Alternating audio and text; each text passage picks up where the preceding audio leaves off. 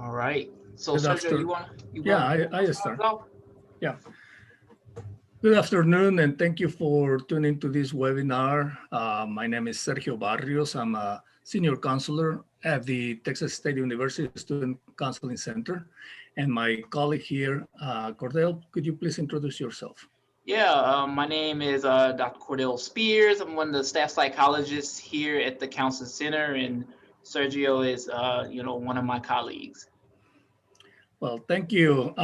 We want to just before we start, we want to talk about two things. One, if you have a question with regard to the Student Counseling Center services, please write those questions in the chat part of the webinar.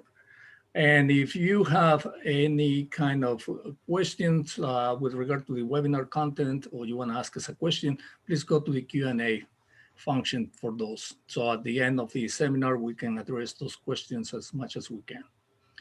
Okay, so how to manage cultural shock. This webinar is mainly aimed to international students. At Texas State, we have students from all over the world. We have students from South America, from Latin America in general, from Europe, from Africa, from the Middle East, from Asia, and coming for different times of periods.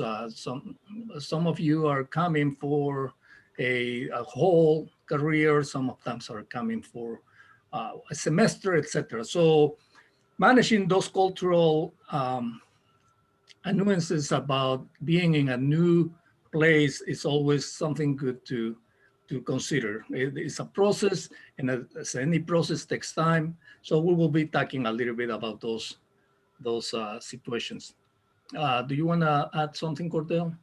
No, I just also, even though this presentation, this webinar is mainly geared towards international students, but students who are from America too, can also use some of this information too, because the phases of cultural shock kind of can be applied to many situations. Let's say if you're leaving from Houston or Dallas to San Marcos, it might not be to the same extent if someone coming from another country, but the phases and the tips can be generally used too for those students too, if that makes any sense. Very good point. And especially, we are a very diverse country, very big. So people moving from the east to the south to Texas, from the northwest, it's a different kind of culture in some way. So some of these aspects might help too.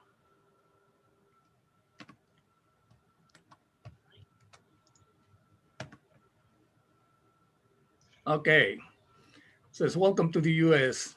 What do we know about the American culture?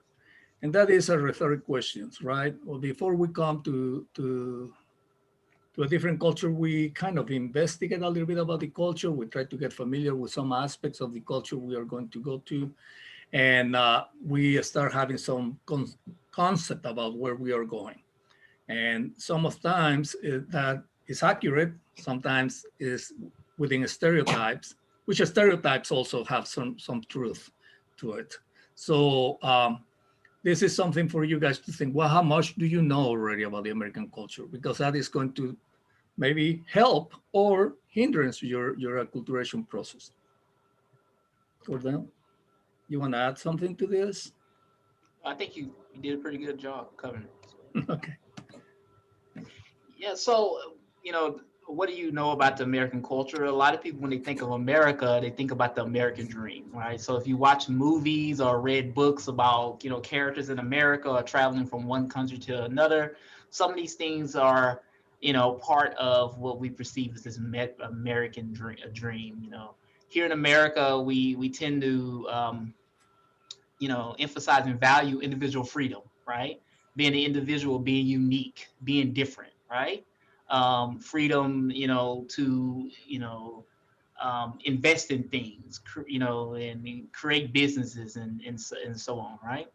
Economic opportunities. We're a pretty capitalistic nation, and people, a lot of times see them coming to America as a way of expanding their opportunities to make money, right? And the such. Entrepreneurship, like people see Americans as you know, a lot of times innovators, creators, and such, starting their own business, initiating their own business, and so on. And then I just kind of talked about a little bit of innovation and being modern, being modern, just create like being creative, you know, using that creative side of your brain and such. Those are things that, you know, when people think of the American dream, these are some of the characteristics they think of.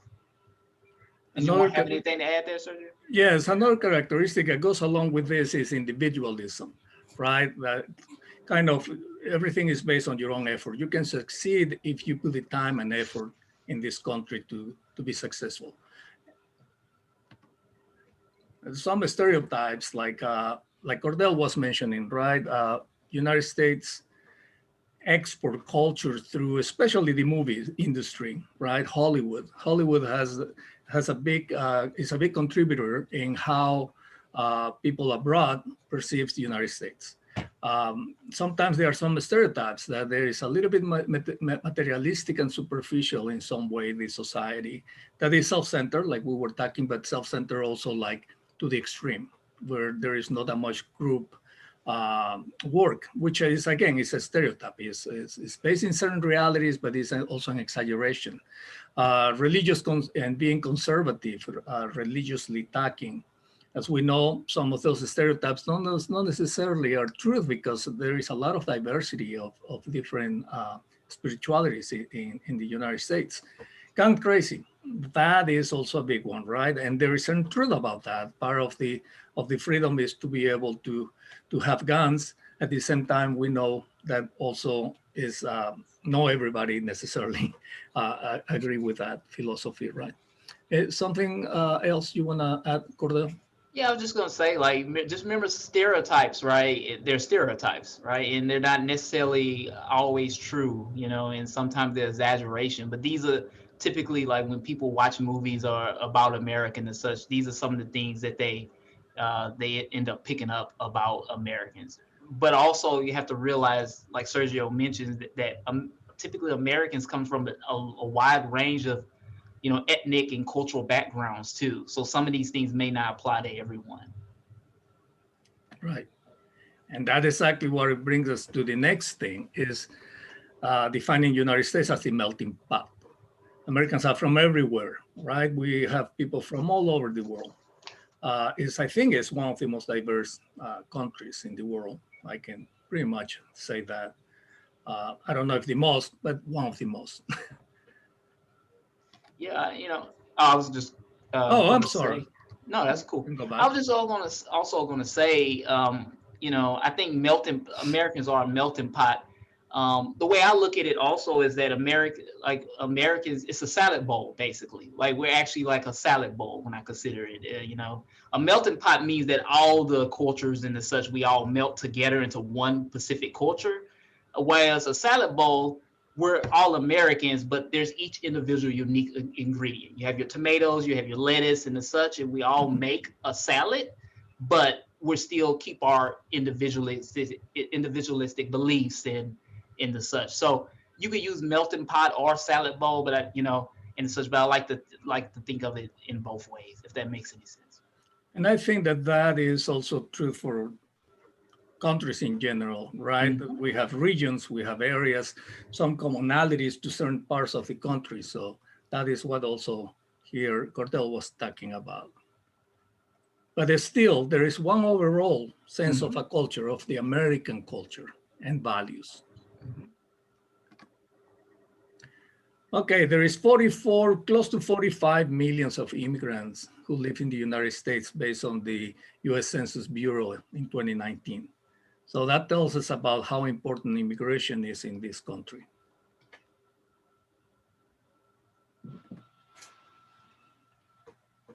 You want to, Yeah. So you know, these are some things to kind of think about. You know, um, what aspects of your culture of origin do you value the most? So I'm gonna give you just a few seconds to kind of think about five things. Like what aspect when you come up with those five things, like what aspects of your culture would you be able to negotiate, and what aspects of your culture would be more difficult to give up? the reason why we ask you these questions is these are some of the questions if you're coming over, if you're new, if you're coming over from one country to the next, these are the things you kind of have to wrestle with. This is the dilemma that a lot of international students kind of ask themselves, because in the acculturation process, I used to, it's like I think of it like cultural baggage, or like you're carrying some things with you, and you might be willing to leave some other things, some other values and such back in your country and origin in order to successfully acculturate. And I believe that answering these questions to yourself also will determine in some way your acculturation process. The most you hold to your own culture of origin values, maybe it's more difficult to negotiate the new culture where you are in this case, the United States. So it's a balance, right? It also depends how long you're going to be here. Sometimes being in a short term kind of makes you more flexible than if you are going to come for a long term.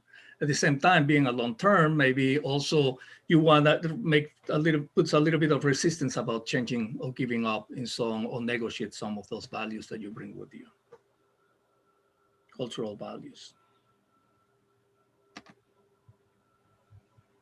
This is the definition of culture shock. It's an emotional and physical discomfort that a person feels when they move from a familiar culture or environment to a new one or unfamiliar environment. So it's like an adaptation process that you undergo. Something, Cordell, do you want to add to that? We're good. Yeah. Good.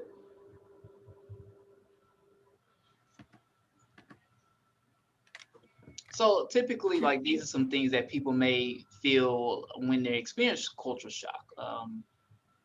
Some of these things kind of feel like when we think about depression, some of these symptoms like fit into the symptom presentation of depression, like isolation and frustration, being mentally exhausted. Maybe you feel like a lack of motivation to do things, like a lack of motivation to do things that you once enjoyed. Some people may feel like irritable or angry, actually, boredom, you know. Um, Homesick. typically, yes, exactly, homesickness. A lot of times, clinging or seeking seeking company from people of your own country of origin, which actually is healthy, you know. But at the same time, in a perfect world, you try to have some balance, right?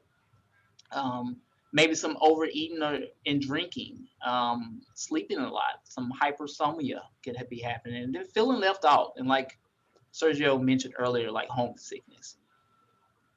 Yeah, that is a very good point about many of these symptoms resemble symptoms of depression when you think about it, and is part of feeling stuck in some way, feeling that sometimes being impatient about the process, feeling that you're not advancing in your acculturation, or you're not meeting new people.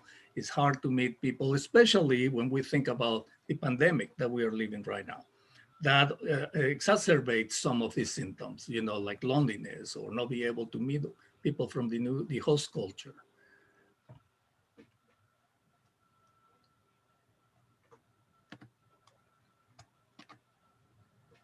So here there is phases that they have been identified for that of the process of acculturation. It's a little bit like reminds me also like when we go undergo grief and they have different phases. This is similar in some way. They have been identified or we identified here four different phases. The first is the honeymoon, which it talks about is the arrival, everything is new, there's certain curiosity, maybe you're trying to find if what you thought about or your preconception about this culture is real or if there's new things, right? There's a little bit of the novelty about being in a new place. There is excitement about that, curiosity and fascination. You can go to the next one. Yeah. So frustration is the second one. So after that phase of like everything being great and everything being wonderful and as such, a lot of people start to experience frustration because now they're not looking at their environment with a rose tinted glasses now, right? And so there's disappointment. There may be some irritation. You start really noticing the differences between the values and beliefs of your culture from the American culture, and that's where this disappointment, this irritation. You may start facing problems. Starting, sometimes people start to feel overwhelmed because they're having to adjust to so many things at this point. They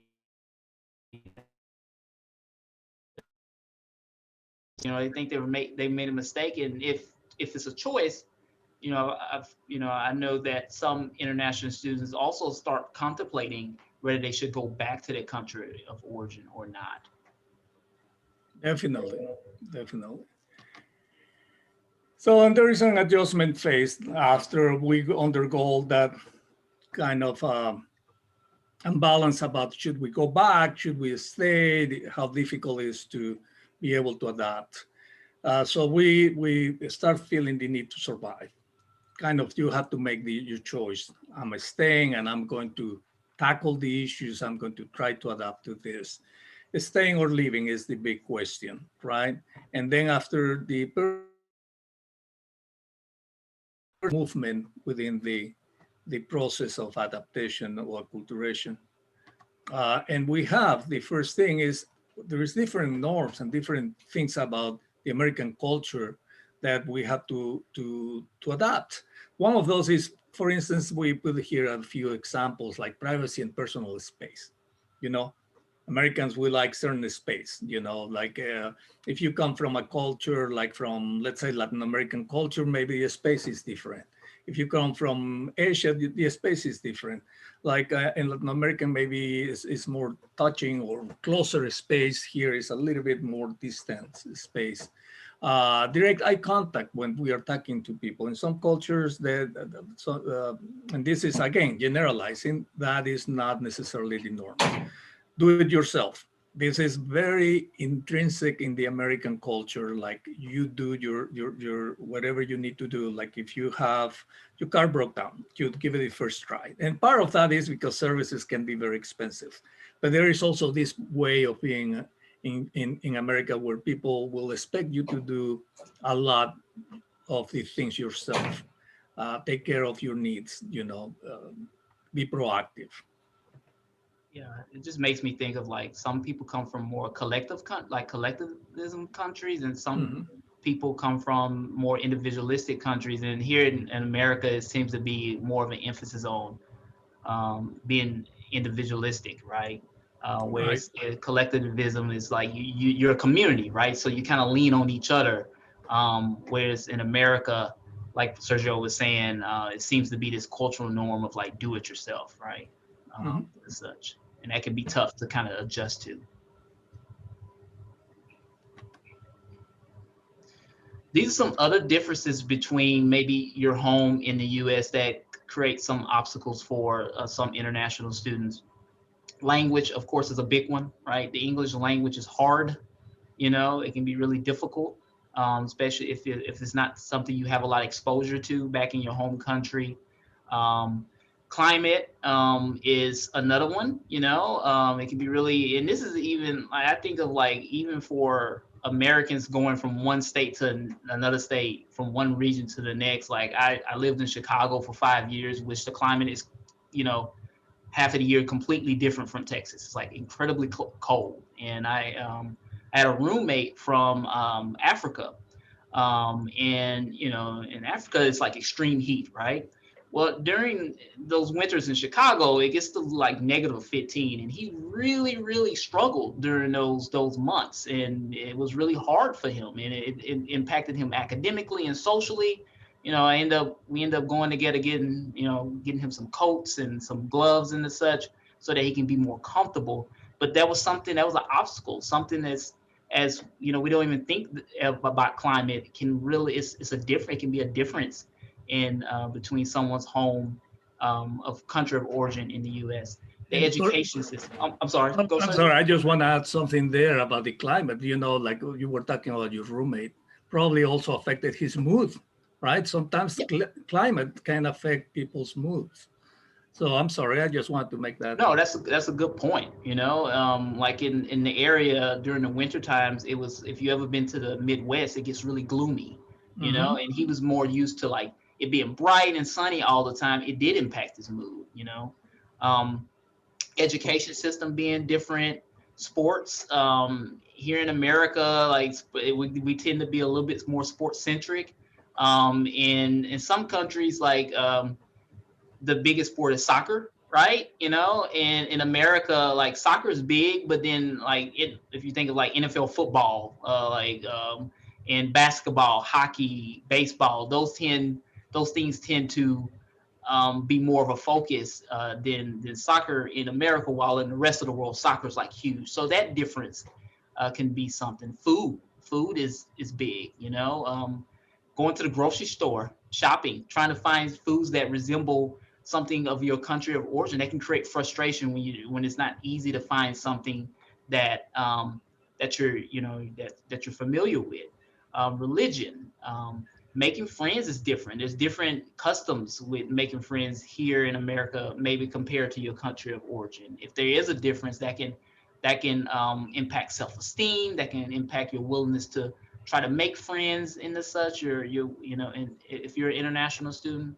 And then currency and the measurement systems also can be additional obstacles for international students.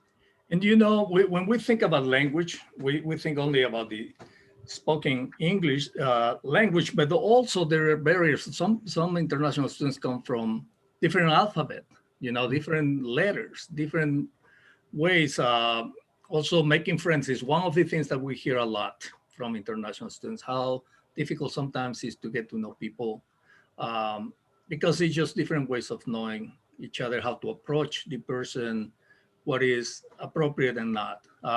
Measuring systems, the majority of the countries are in the metric system. So coming and start talking about yards, foots, and pounds and all that can be always a challenge too, as well.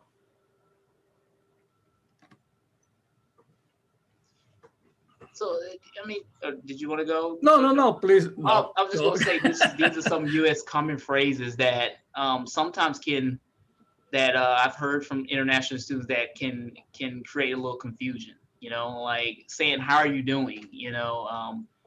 Sometimes when someone from the U.S. say "How are you doing?"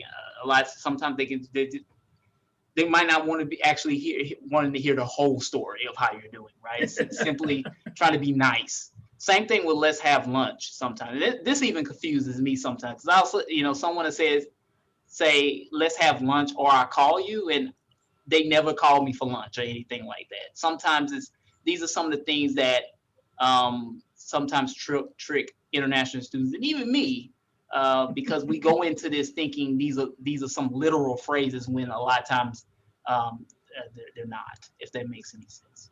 Yeah, especially how are you doing too, right? Like, it's like, do I know you? And like you said, they are not. Nobody is expecting you really to tell them how you're doing. It's just they are just kind of social, kind of friendly phrases that we use here in Hmm. the States. Um, and I think some countries also have the same things, right? Yeah, definitely. Um, So use U.S. cultural norms, gender equality, try to be a more egalitarian kind of society. Women have a lot of participation in our society, it's equal to men. So, and different genders identities. So we are a society that is more open in that sense that maybe other cultures. Body language, right?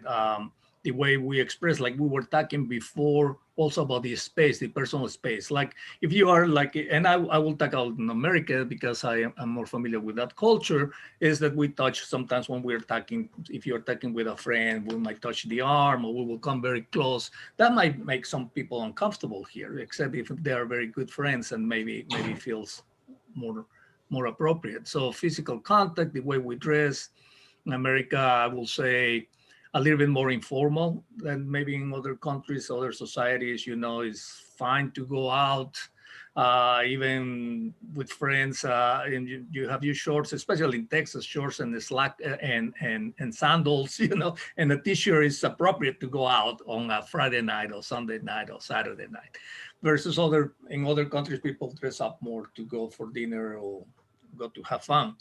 Punctuality is very important. I don't know. What do you think about that, Cordell? Are we like to the clock, or like 5 minutes before, 5 minutes after is kind of appropriate? I think it's Uh, like 5 minutes. 5 minutes, right? Yeah, usually, it seems to be, and I just wanted to also kind of mention with the gender equality thing, Yeah, that's something we're striving for. It's not perfect in America too, of course. and such. There seems to be like a focus on trying to increase gender equality. So I just wanted to make that is we're trying to make that a norm, and it should be a norm, and we're striving for it. If that makes any sense. Very good Not point. something we haven't reached yet. I just wanted to make that clear. It's a process. It's a process. But I also think that in some way there is a focus on that. Yes, yeah, exactly. And with being punctual, also I think that, for instance, I remember that when you visit other countries, sometimes you being on time for even a social reunion, is you can be a little bit later or even earlier. Here, kind of like we were talking about, those 5 minutes kind of range before or after is kind of what is, I will say, is the norm pretty much. Yeah. Um, so when we're talking about how to cope with cultural shock, the first thing that we need to remember is to be patient. Like we mentioned before, it's a process, takes time, and also how much you put on your part and how much the circumstances help that, right? Like we were talking before, and now with the pandemics, some of those processes get more exacerbated and it's more difficult to overcome, like loneliness and isolation, versus in regular times when maybe you have more opportunities to participate in activities and get involved. And that is one of the things that help a lot in international students, is to try to get involved. We have a Texas State, and there is the website on on the screen. We have more than 100 different organizations of all type of student organizations, from academic, religion, activism, just for sports, for hobbies, you name it. So it's as easy as going and looking at the different organizations and see what interests you. It will have a contact person that you can send them an email, and they will reply to you and tell you what you need to be part of that organization. So I really encourage you to check the Student Organization Council website within the Texas State University website. So remember your goals. Don't within all this process, don't forget your goals. Why did you come here in the first place? Things are not going to be perfect, but you will get there. Your health is the most important, and keeping a balanced life. Organize yourself, ask for help if you need it. The international students have supports from the International Student Office. um, so utilize your resources. If you need if the system, like we were talking before, is different, the academic system to begin with, we go by credit hours. In other countries they don't use that. And if you need tutoring because you have problems understanding the content, or there is some uh, barriers with the language, please do reach out. There is a Slack that is a mentoring program within the university. So the university have a lot of resources for you. You need to utilize them and reach out for help and assistance. Yeah, I was just gonna, like Sergio said, and like organizing your day by day. I think like having a calendar, keeping a notebook, and such helps out, and it kind of reduces that feeling of being overwhelmed, right? When you plan out your day, right? And the such,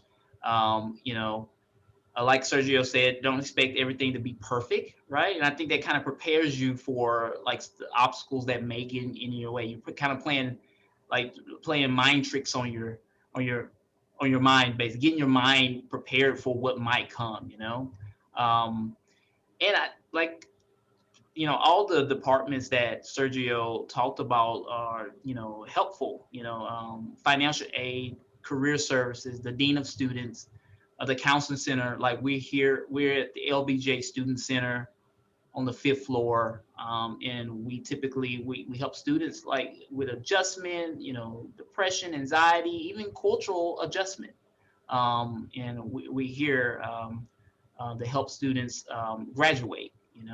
So we're here for you. I think and this is not just with international students, but just with students in general. Sometimes they hesitate to ask their professors for help, and I really encourage you to professors have office hours specifically to meet with students. They want to help you graduate. This is a lot different from being in grade school and the such. They really want you to get started in your careers and stuff, and they want to do everything possible to assist you and helping. Um, Being like Sergio said, going along with being patient, showing yourself some self-compassion. This is hard going from one country that may have a totally different set of beliefs and values and customs to another country, and being expected to pick up things fairly quickly. you know some international students are leaving families behind, um, children and their significant others are like parents and the such, right? It's hard. So showing yourself some compassion, being gentle and kind with yourself is really important, because I consider international students having superpowers. Basically, your superpower, you're carrying a lot of like potential obstacles that could get in the way, but you're showing some resilience and grit, by keeping on with your career path.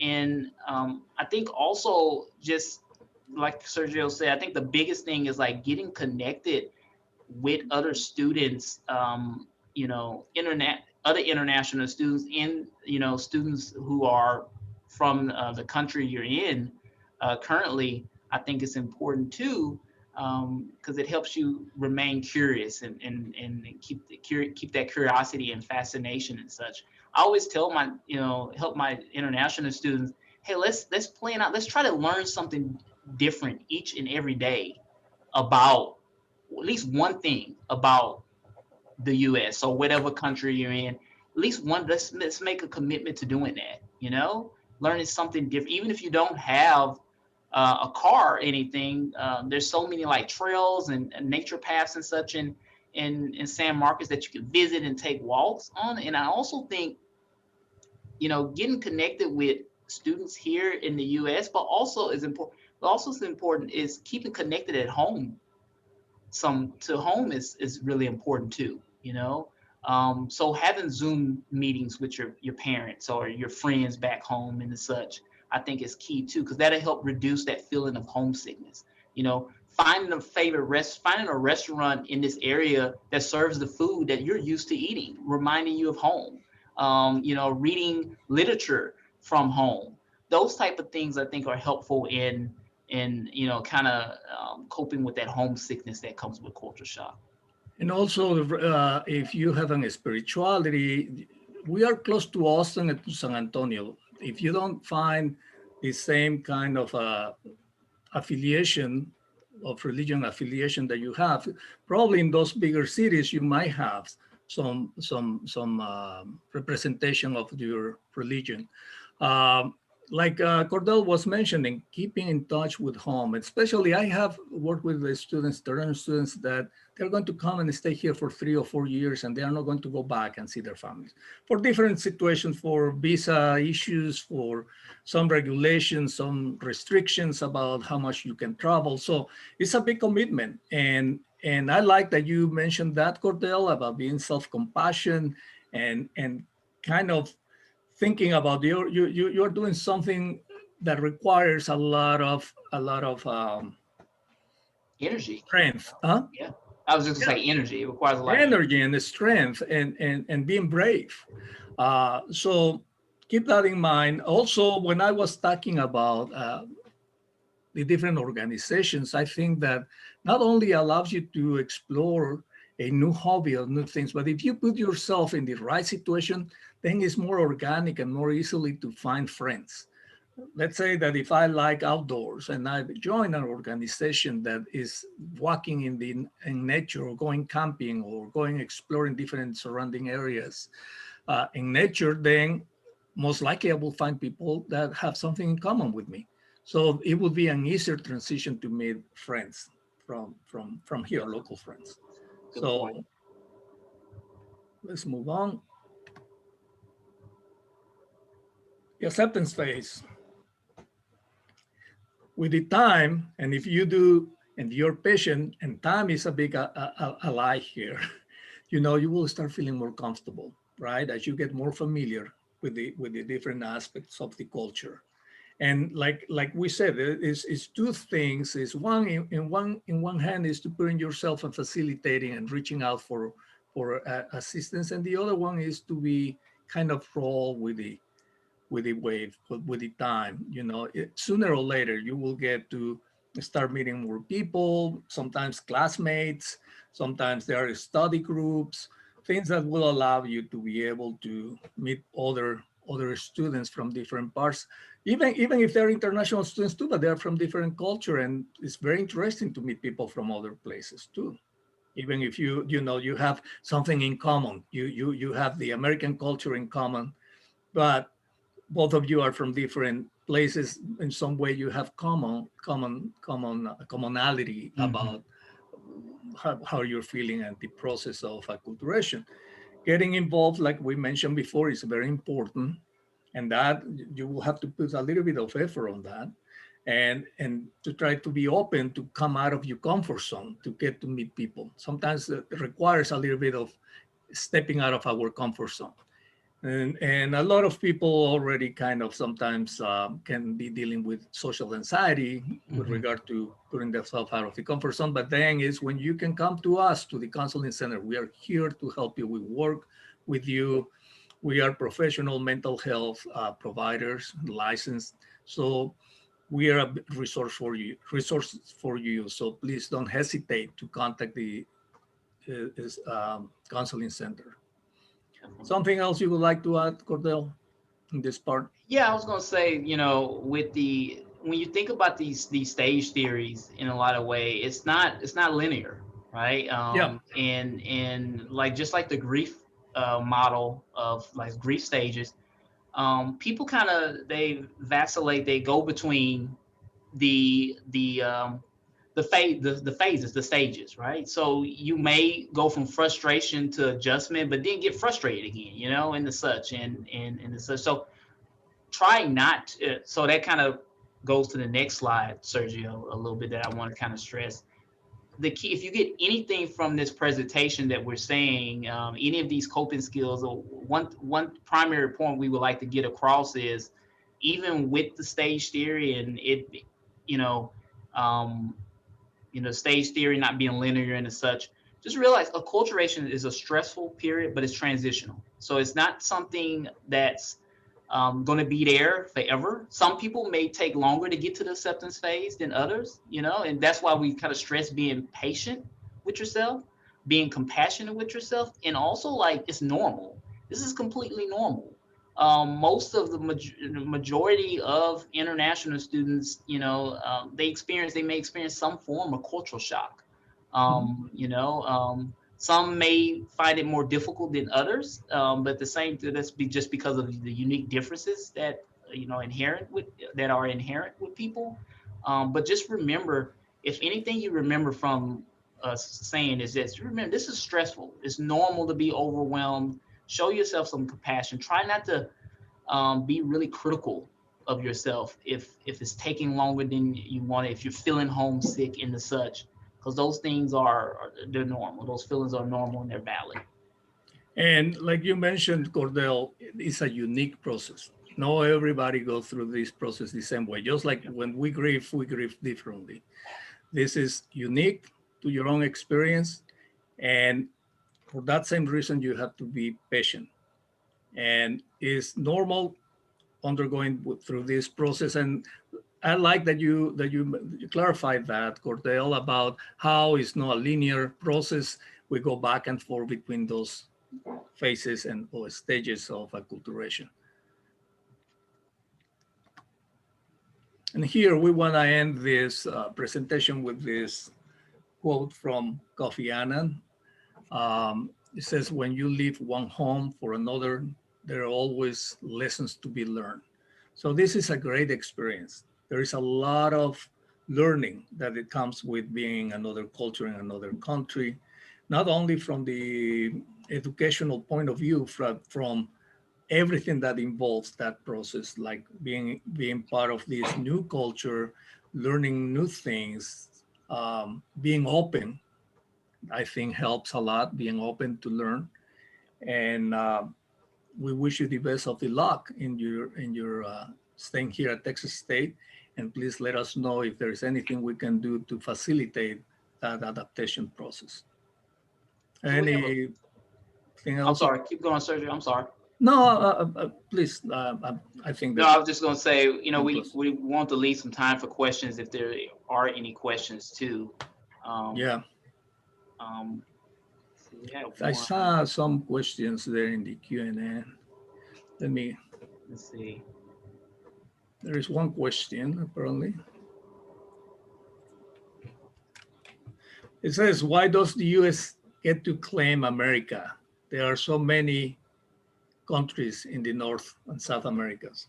That's a very good question. That's a really good question. I think because it's in the name, it's United States of America. But you are absolutely right. Like I am originally from Mexico, it's United States of Mexicanos, los Estados Unidos Mexicanos, so we don't call ourselves United States. But yeah, I think it's because of the name. The name is included in the official name of the country. But America is America, North America, Central America, South America. So everybody who lives in the continent is, the two continents is Americano, is American. Yeah. Do you have another explanation, No, Cordell? other than like when you hear Americans do that, claim, the U.S. is, remember, Americans, there's that stereotype, right? That Right.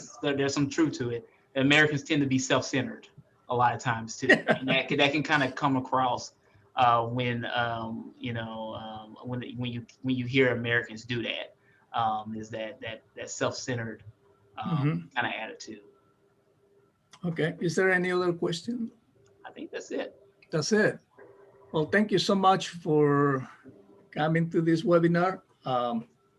And again, good luck in your school year. And remember, we are here at the Counseling Center to support you and help you in anything we can.